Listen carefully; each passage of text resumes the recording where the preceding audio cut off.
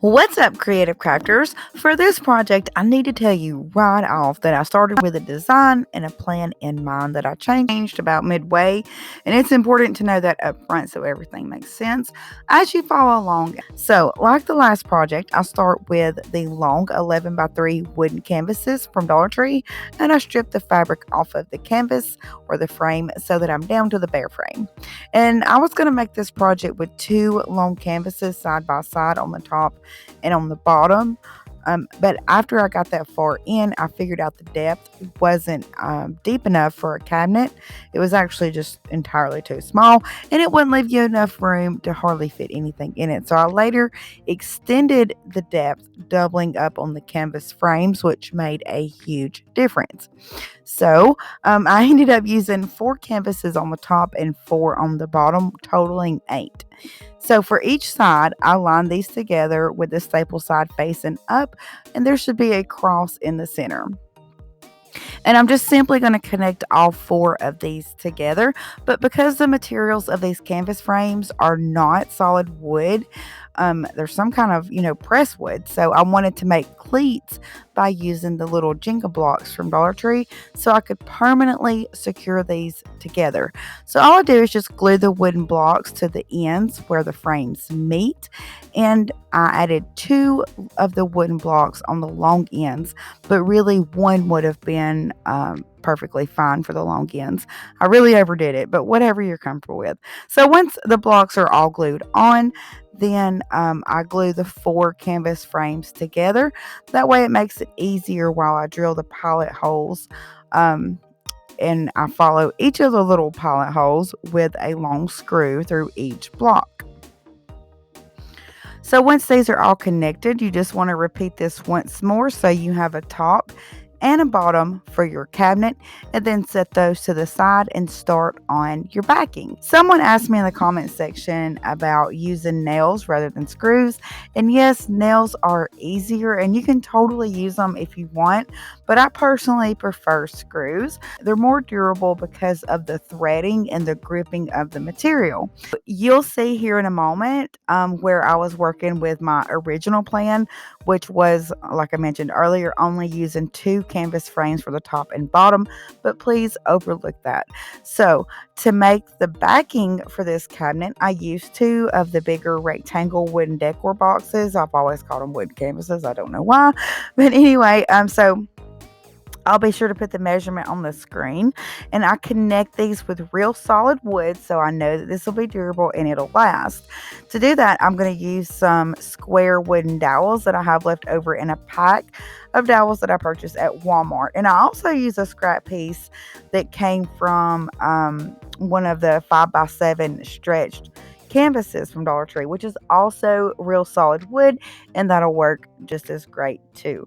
So I glue those two pieces together and I drill a couple of pilot holes in these, followed with a couple of screws, and I bridge the two rectangle boxes together by sandwiching the solid wood between them and adding a couple of screws there as well in the sides of the boxes.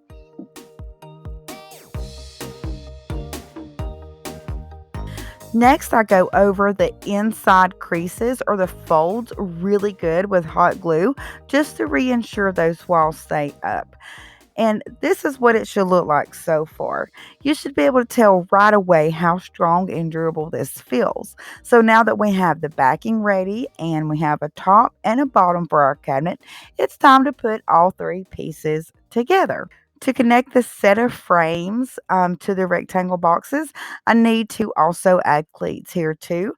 So I glue blocks along the walls of the wooden box and to the canvas frames, keeping them lined up.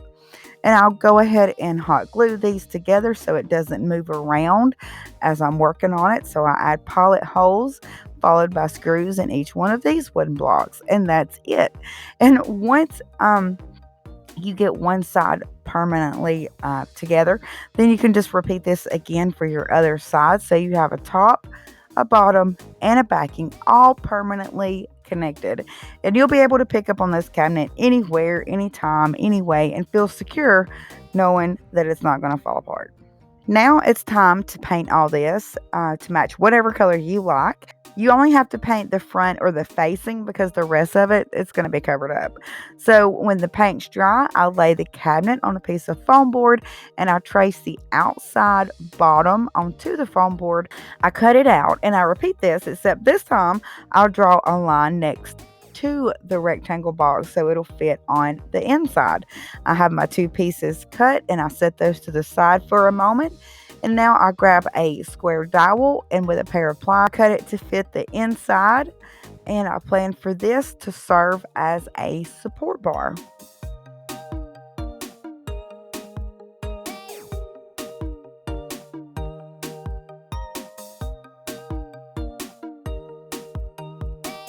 And I don't glue the dowel in just yet. I only hand place it in place at this point while I work.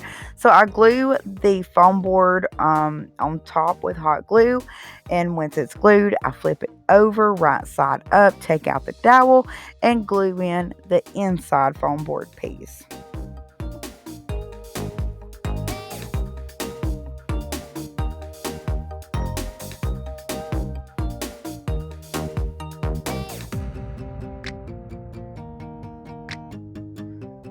So to finish up the backing, first I need to fill in the hollow rectangle boxes or the big wooden canvas boxes. So I use some leftover pieces of foam board that I just cut up randomly.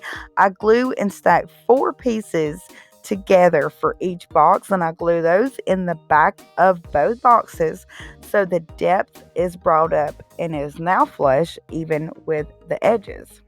Next, I use the 8x10 mirrors from Dollar Tree, and apparently the 8x10s in the silver frames from Dollar Tree are a little bit bigger than the 8x10s in the black frame. So I use 2 of those and I glue one on each side in the back, but it leaves a gap in the center, and that is where the smaller 8x10 mirror in the black frame comes into place. So since it's a little bit smaller, it actually fits perfect here in the middle. So I glue that there and it's overlapping both the bigger mirrors on the side. Now, this next part is optional if you want lights built in, but it's one of the features that I like most. So I use 4 thankful signs to cover up the very top. I take them apart by applying pressure in the corners until the side walls fold down. Next, I remove the side tabs by ripping those off, and I remove the cleats that hold the corners together. So I just grip the cleats with a pair of pliers and simply twist them off, as well as the center block that's there for hanging it. I also rip off one of the end flaps, leaving the thickest piece and the slender piece, 2 of those, the thick and the slender one on each side. And I pull a good bit of the paper off of the front, but it's going to be positioned where the paper side is not going to show anyway. So you can get it off or you can leave it on. The thankful signs hang just a fuzz past the canvas frames, and you can trim one of the sides with a pair of scissors if you want an absolute perfect fit. I used an old pair of scissors and it cut through this just fine. So the next thing is gluing it on top of the canvas, staple side up. I use clear adhesive and hot glue for this. And I realize that I'm showing you doing this while the canvases are individually and they're not all 4 connected. But I totally recommend doing this with all 4 of them connected. I think that would be a lot easier than the way that I did this. But, again, I'm having to kind of go through this the best that I can because I changed up a couple of things. But one thing to know for now is only prep and glue 3, not 4 thankful signs. Be sure that you leave one canvas open, and you'll see why that's important in just a moment. So I won't need a piece of foam board for the top because the thankful signs are the top. But I do need one for the inside. So I trace and I cut a piece of foam board out like earlier, and I set that piece of foam to the side. So here's where I changed up how I was first going to do the lights and why I said just glue 3 thankful signs, not 4. So I had to tear and remove one of those thankful signs, and that was not a lot of fun. Off camera, I used pliers and sanding paper to remove the glue. So the surface would be smooth again. So I ran 2 battery-powered LED lights from Dollar Tree through the inside, and I temporarily taped the battery packs to the top while I glue in the foam board piece. And when you're doing this, you want to make sure that you keep your strands of lights on the outside of the unit. And I also had to trim off a little more on that square dowel that I'm using for a support bar. After I got it trimmed, then I painted it and glued it in the center to fully support the unit. Now, for that big hole in the top left, guess what? I replaced it with another thankful sign. But first, I cut some small Velcro pieces and I stuck those to the battery packs. And then I stuck that inside of the thankful sign on the big flap. So instead of gluing the whole thankful sign down to the canvas, I just glued the slender side, being double sure not to get any glue near that big flap where my batteries are. So now this can be fully functional. Now it'll open and close. This way I can pick up on the flap to turn the lights off and on. And with the Velcro, I can easily replace the batteries when that time comes. Next, I go over the front with some bling wrap that I have. This is some that actually came from Hobby Lobby. And all I do is just cut to fit this and glue it across the front on the top and bottom. And once that's into place, then I just randomly glue and tuck in those LED wires behind the bling.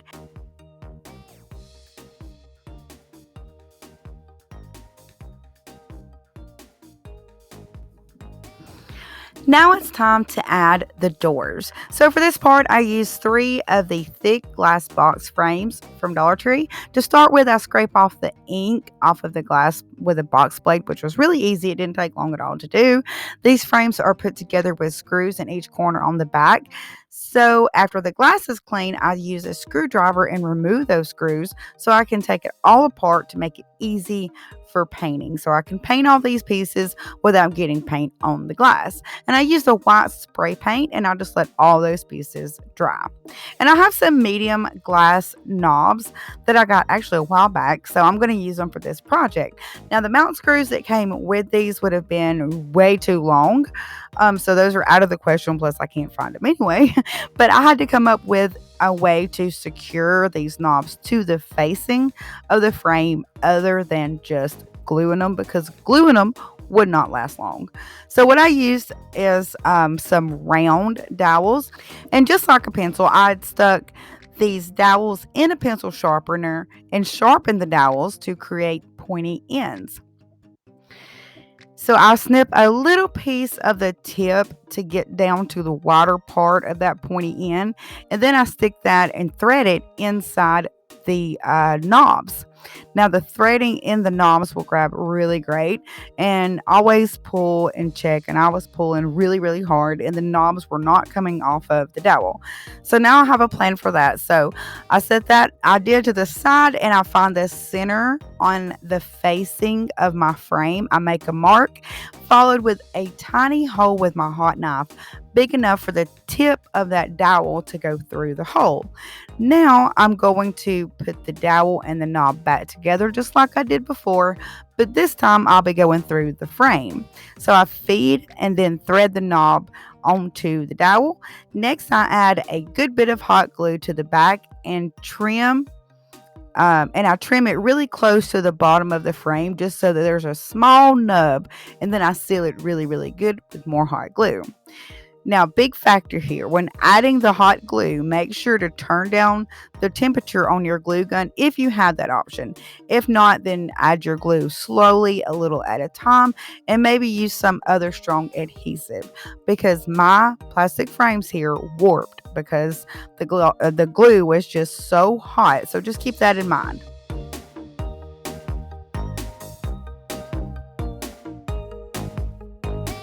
Now you'll just put the frame all back together. You'll add the glass panel and then the backing and the 4 screws in each corner.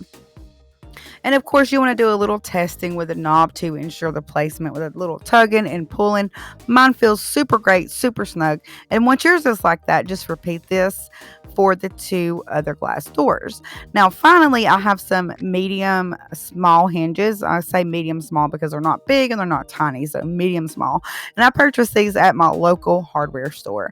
I placed all 3 glass doors across the front of the cabinet, basically just for fitting. And once I had my placement figured out, I drilled a pilot hole through the wooden frame in the first hinge, followed by the screws that came with the hinges. And since the frames are plastic, I had to flip down the top hinge. Then I add a small drop of hot glue and I flip it back up onto the frame.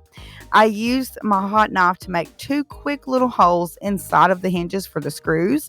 And once I had my screws in place, I add glue to the threads and push them the rest of the way in. Now, for the other 2 doors, just continue to lay all the frames out side by side as you go so your placement is in line. And just repeat the same thing for each hinge until all 3 doors are in place.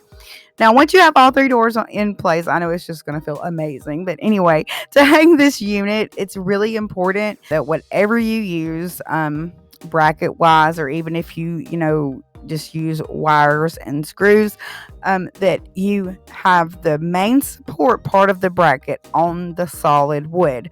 Now, that's just a small strip on the back. I'm using a strong metal bracket that has a place for 2 small screws, and the top of it looks like a triangle. I actually took this off the back of a large picture frame that I had in storage. But to prevent the unit from like seesawing or teeter-tottering, I would add a couple of really strong command strips to the back bottom on each side once it's on the wall. And be sure when you hang this on your nail or screw, or whatever you're going to hang it on, that it's in a stud. If you don't have a stud, then use a toggle bolt. That way it'll support not only the weight of the cabinet, but also whatever you showcase inside and on top of. Now, this thing can get pretty heavy depending on what all you want to display. And this ended up being such a pleasant surprise. I changed my mind so many times, which is easy to do when you don't have a blueprint, instructions, or a video to go by. So I went back and forth on what to do and how to do it. And finally, I found a way. So I'm very pleased with how this all came together. This is truly one of those I wish you could see in person. It's so pretty. Anyway, I appreciate you watching, and I'll see you again really soon. Until then, happy crafting, my friend.